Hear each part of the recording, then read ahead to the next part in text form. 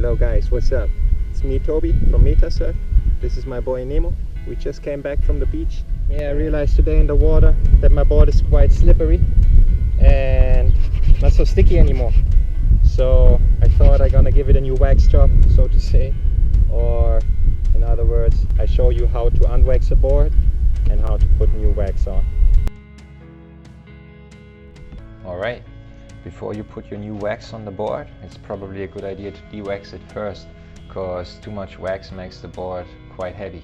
Of course, if you bought a new board from the shop, no reason to de-wax it. So let's go and de-wax that bad boy. First, we have to soften the wax before we start to scratch it off. And to soften the wax, you have to apply heat to it. Now, there are several ways how you can apply heat to it to melt the wax.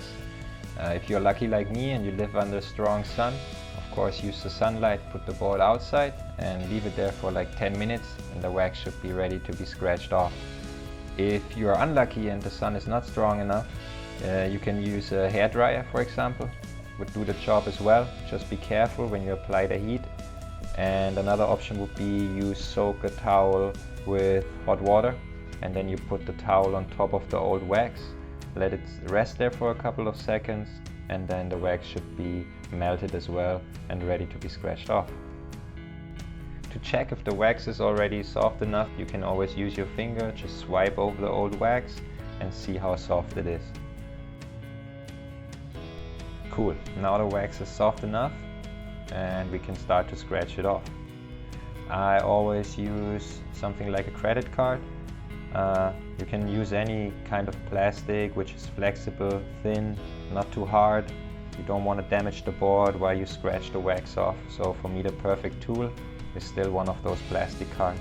And in case you were wondering why there is a plastic card trapped in the back pocket of your brand new board short you just bought in the shop, now you know. Just don't forget to take the wax off the card after 1 or 2 lines, because otherwise you spread the wax which is on the card again all over the board and it takes much longer until the board is free of the wax. Collect the old wax you took off the card and keep it somewhere. Don't throw it in the nature, just keep it and throw it into a bin.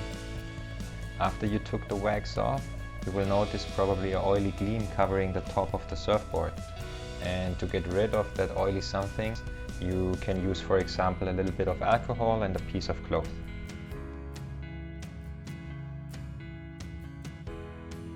Now the board should be clean and ready to get a new wax job. Okay, before you start to wax your board, make sure you have the right wax. It's not important which brand you choose, more important which wax you choose. Some of the brands offer eco-friendly wax made out of sustainable materials.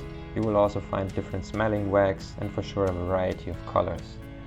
But some brands offer also a base coat, which works like a base layer of hard wax.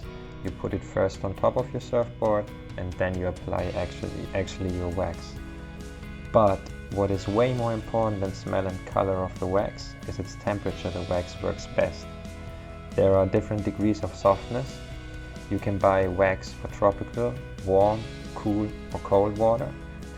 Just make sure that the temperature written on the package of the wax matches the temperature of the water you're gonna surf in. And that's about it. And then you can go fancy with the color and the smell. And where should you apply wax on your surfboard? Shortboards, normally you start from the foot pad and then 2/3 of the board. And with the longboards and the fish, you can wax actually from the tail all the way to the nose. Sometimes, for example, I start with parallel lines to the foot pad, like you see here. And sometimes I start with diagonal lines from the foot pad. Both techniques end up in a cross-hatch pattern. Now this is the technique with the parallel lines, so I go one by one. I just make sure that I use the thin edge of the wax and that the lines are quite close to each other, because later on those lines or on the cross-hatch pattern you will build up the bumps on the wax or in the wax, so you have a better grip. And as you can see, this is the grid or the crosshatch pattern with the parallel lines, and this is the crosshatch pattern when you go diagonal starting from the pad. Now the next step is to apply wax in a circle motion The goal is to fill all those little crosshatch gaps with wax, so you get slightly or slowly but steady your bumps into it. So the way I do it is I start from the tail and I go all the way up to the nose, and then I start again from the nose all the way back to the tail. And this is how it should look then afterwards.